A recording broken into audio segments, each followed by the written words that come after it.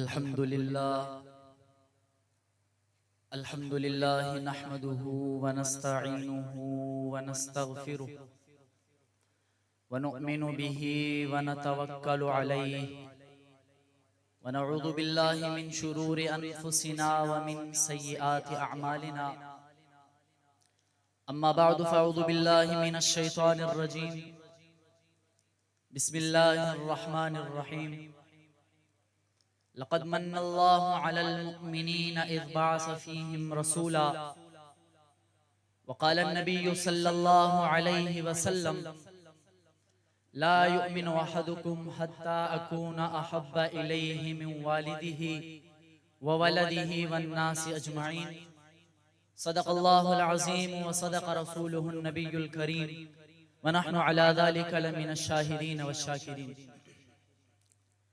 میں نے اس ذات پہ کچھ کہنے کی جسارت کی ہے، میں نے اس ذات پہ کچھ کہنے کی جسارت کی ہے جس کے دامن پہ فرشتوں نے عبادت کی ہے، اور کس کی جرت جو میرے آقا کے مقابل آئے، کس کی جرت جو میرے آقا کے مقابل آئے. میرے آقا نے تو نبیوں کی امامت کی ہے.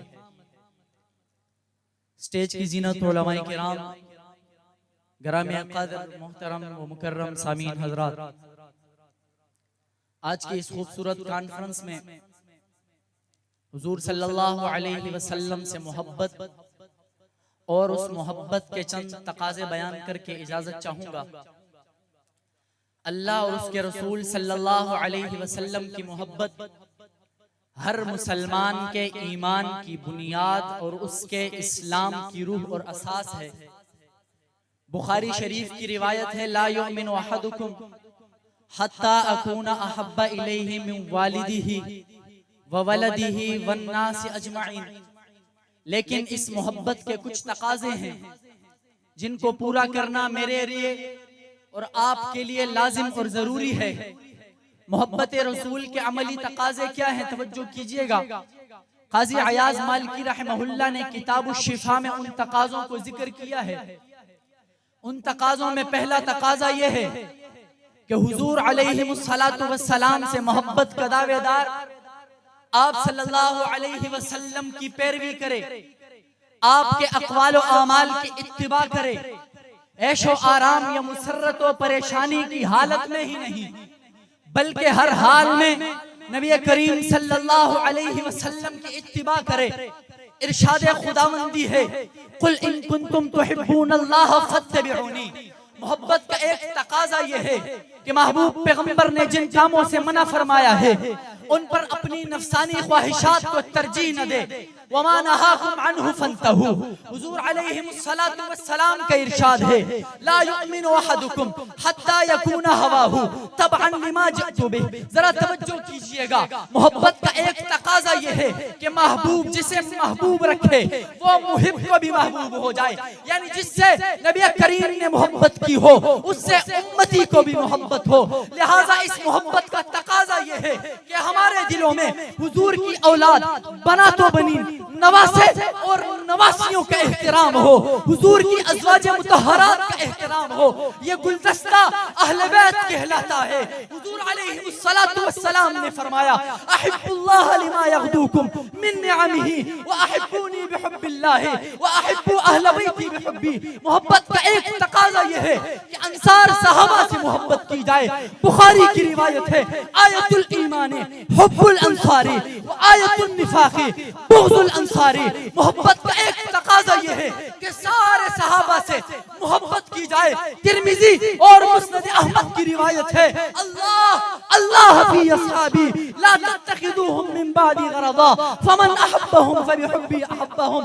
حضرات سامعین، اگر صحابہ کی عملی محبت دیکھنی ہے تو بخاری و مسلم کی اس روایت کو سماعت فرمائیں کہ حضرت انس فرماتے ہیں کہ مجھے کدو محض اس وجہ سے پسند تھے کہ میں نے ایک مرتبہ حضور کو برتن میں کدو کے ٹکڑے تلاش کرتے دیکھا تھا.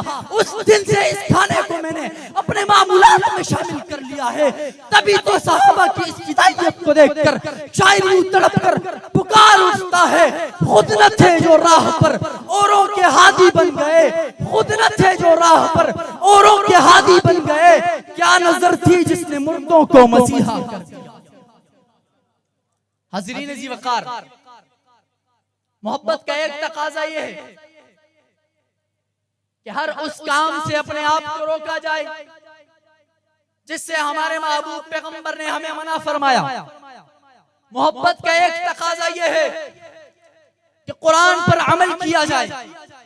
قرآن پر عمل کرنے کا مطلب قاضی عیاض رحمہ اللہ نے یہ لکھا ہے کہ باقاعدگی سے قرآن کی تلاوت کی جائے۔